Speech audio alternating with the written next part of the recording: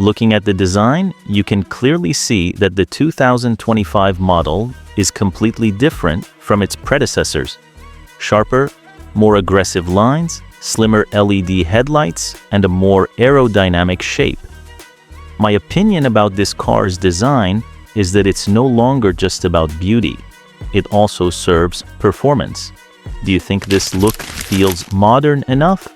Share your thoughts in the comments, because I believe many people will consider the front design of this model to be in the premium category. Don't forget to subscribe to the channel to stay updated on exciting models like this. Now, let's take a look at the interior. The detail that stood out to me the most is the 12.8-inch rotating screen. When I first saw it, I thought it was just for show. But no, it actually creates incredible convenience in daily use. For example, when parked, the passenger can rotate the screen towards themselves to watch a movie, while during driving, it becomes fully driver-oriented. What do you think? Do we really need a rotating screen? Or is it just extra tech? Drop your thoughts in the comments. I'd love to hear your perspective. And if you find this part interesting, don't forget to hit the like button. Your support is a huge motivation. Now, let's take a look at the seats. Made from vegan leather with a ventilation system and a 6-way power-adjustable driver's seat. In my opinion, comfort here isn't secondary. It's the top priority. This car is extremely comfortable when you go on long trips. Which feature matters most to you? For me, seat ventilation is everything. Make sure to subscribe, because in future videos, I'll be testing these features in real life. As for the cargo space, you get around 380 liters here, and it can be expanded if needed. The 200mm ground clearance also means you can drive freely, both in the city and on light off-road conditions. In the next video, should I compare the 2025 Zeekr 7X with the 2025 Tesla Model Y? What do you think? Should I make that comparison? Don't forget to share your thoughts in the comments. In my opinion, this car isn't just for the city. It's also a great choice for family trips. Do you think this cargo space would be enough for you? Let me know in the comments, because your feedback and experience are really important to me. Let's move on to the engine side.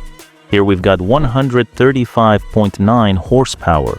The 0 to 100 kilometers per hour acceleration takes around 9 seconds, and the top speed is about 160 kilometers per hour. From my perspective, this is more than enough for daily driving. But what do you think when it comes to electric cars? Is a speed more important, or is battery life the real priority? Share your thoughts in the comments, and don't forget to like the video and subscribe to the channel. Let's talk about the battery. This model comes with a 51.13 kilowatt-hours BYD Blade battery. A full charge takes about 8 hours, and the range is up to 380 kilometers. From my perspective, that's more than enough for a few days of city driving. What do you think? Would 380 kilometers be enough for you? Or would you need more range?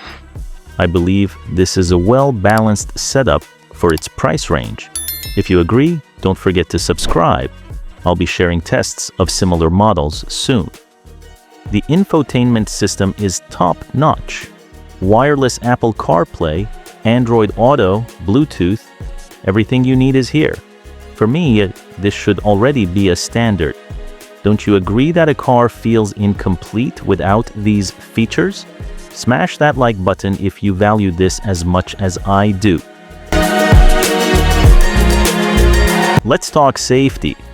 This car comes packed with 6 airbags, ABS, EBD, electronic parking brake, 360-degree camera, adaptive cruise control, stability control, blind spot detection, and front and rear radars. My take?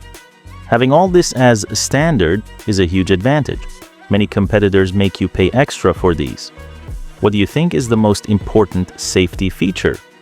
Drop your thoughts in the comments and don't forget to subscribe. Friends, let's just sit down and talk. These days, everyone is talking about electric cars. I recently took a closer look at the BYD 2.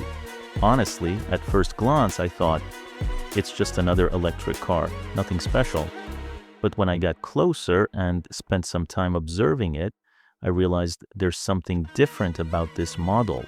It has a certain vibe, as if it's quietly saying, I'm a car from the future. I won't bore you with technical specs. You can easily find those online. Instead, I want to share my impressions and the feeling this car gave me. Sometimes what makes you pick a car isn't the numbers, but the emotions it sparks. Standing next to the BYD 2, the first thing I noticed was its lines and shape. That mix of sharp yet calm design gave me the sense that it doesn't try to show off its power. It simply inspires confidence. You know how sometimes when you stand next to a car, it feels like it's looking back at you? The BYD 2 gave me a bit of that vibe. It's not overly aggressive, but it has a character that fits naturally into the city. To be honest, I've never been very emotional about electric cars, but this one made me feel a certain connection from the start. Of course, the big question everyone asks is the price. The BYD 2 is priced at around $52,000. At first, that number might seem high to many. I thought so too. But when you think about it, the price isn't just for the car itself, it's also for the sense of reliability, the design philosophy, and the comfort of stepping into an electric future. A lot of people say electric cars are still expensive, and I agree. The technology hasn't fully become affordable yet, but if you compare it with other premium electric models, many of them cost even more. In my opinion, the BYD 2 feels more balanced. You get quality, style, and brand reliability at a price that's easier to justify. Personally, when I looked at this car, I asked myself, if I had to pick an electric car for my daily life, would this one satisfy me? My honest answer was yes. I mostly drive in the city and take few long trips. For me, what matters most is reliability, comfort behind the wheel, and safety. The BYD 2 gave me the sense that it could deliver all of that. Sometimes people are hesitant about electric cars, thinking they might still be unfinished technology or might leave you stranded. But with the BYD 2, I didn't feel that way. It felt like a product that's ready for real use, not just a prototype or an experiment. Another interesting thing is the feeling you get standing next to it. It feels like the future is already here. For years, we've been used to cars with internal combustion engines, the sound of the engine, the smell of fuel. All of that was part of the driving experience. But now you realize the future will be different, quieter, cleaner, and much more technological. Let's be honest, the price isn't affordable for everyone. I get that. But cars like this are still relatively new technology, which is why the price hasn't come down yet.